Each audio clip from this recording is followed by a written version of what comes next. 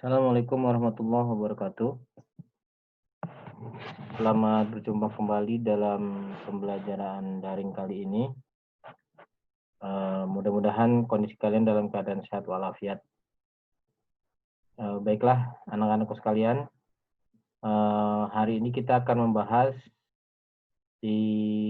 pada kesempatan kali ini di kelas 8 ya, menjelang UAS nih.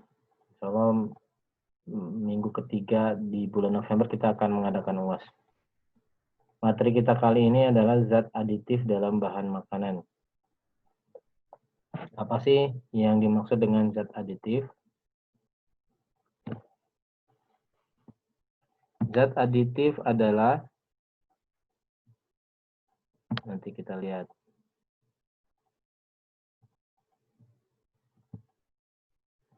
Zat aditif adalah zat yang ditambahkan dalam bahan makanan. Seperti yang kalian lihat di layar ini, ada makanannya berwarna-warni ya. Nah, ini supaya muncul warna, kemudian lebih menarik makanan, itu ada zat yang ditambahkan dalam makanan. Baik, kita bahas ya. Sebelum membahas tentang zat aditif, kita bahas terlebih dahulu fungsi dari makanan. Pertama, fungsi makanan adalah memperoleh energi. Kemudian, untuk pertumbuhan atau sel baru. Kemudian mengganti sel-sel yang rusak tadi ya.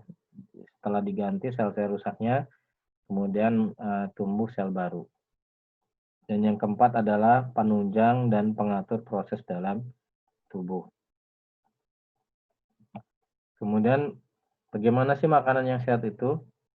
Yang pertama katanya harus mengandung bahan yang dibutuhkan oleh tubuh. Ya.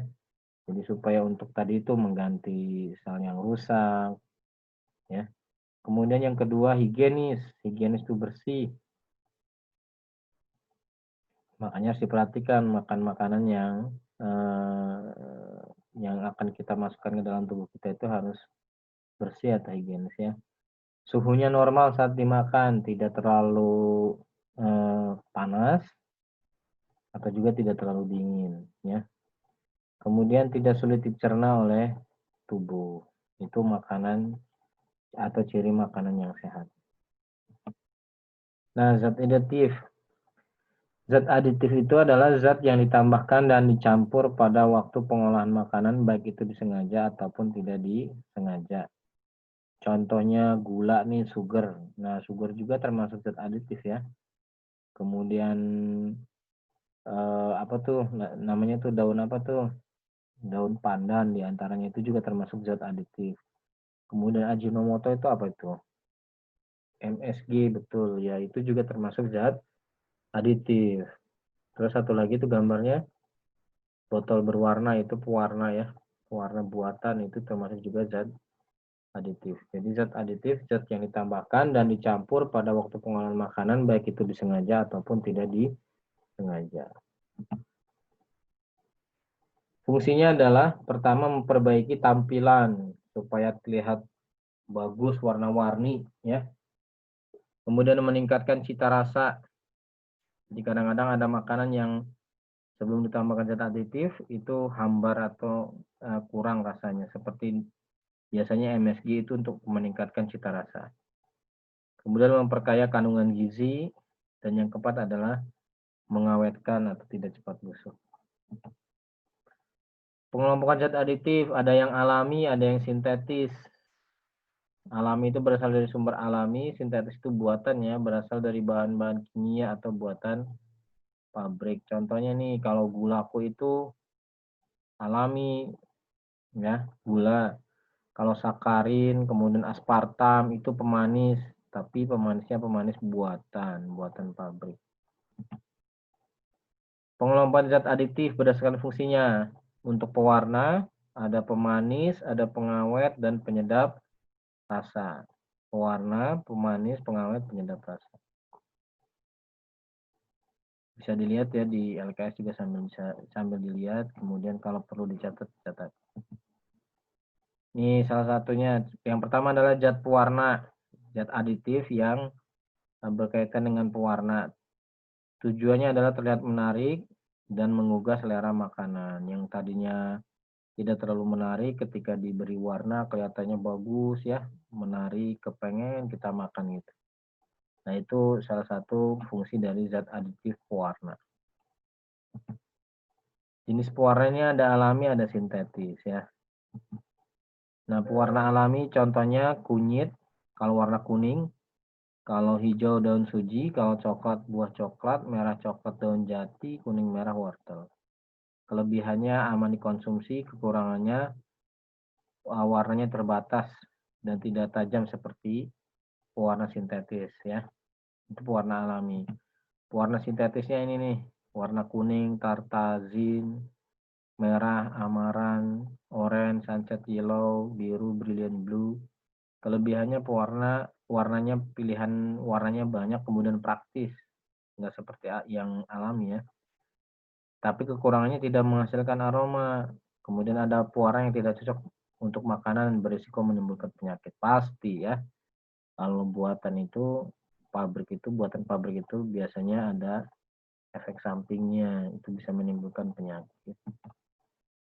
Contohnya ini pewarna tekstil nih, kadang-kadang orang pakai pewarna tekstil tapi buat makanan. Ya. Ini bahaya nih. Bisa menimbulkan kanker katanya itu. Zat pemanis. Sama, pemanis fungsinya menambah rasa manis pada makanan dan minuman. Sama, ada pemanis alami, ada pemanis buatan. Pemanis alami contohnya dari buah dan madu. Tapi kalau berlebihan bisa menyebabkan kegemukan dan juga berbahaya bagi penderita diabetes. Makanya sesuatu yang berlebihan itu memang tidak bagus ya. Pemanis buatan tidak dapat dicerna, bukan sumber energi. Kemudian tapi untuk penyakit diabetes ada pilihan gitu ya. Contohnya sakarin, natrium siklamat, magnesium siklamat, kalsium siklamat, aspartam. Bahkan manisnya katanya kalau pemanis buatan itu puluhan kali lebih manis. Kemudian pemakaian berlebihan itu bisa merangsang tumor kandung kemih dan bersifat karsinogenik penyebab kanker. Jadi bahaya kalau terlalu banyak mengkonsumsi pemanis buatan. Nih contohnya nih. Pernah ya minum redoxon ya diantaranya ya. Itu ada namanya pemanis buatan aspartam.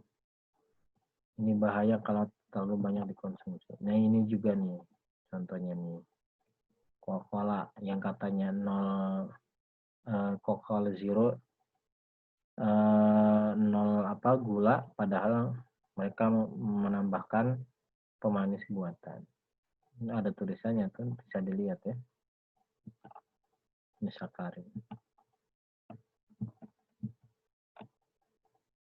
Ya, mungkin itu saja dari Bapak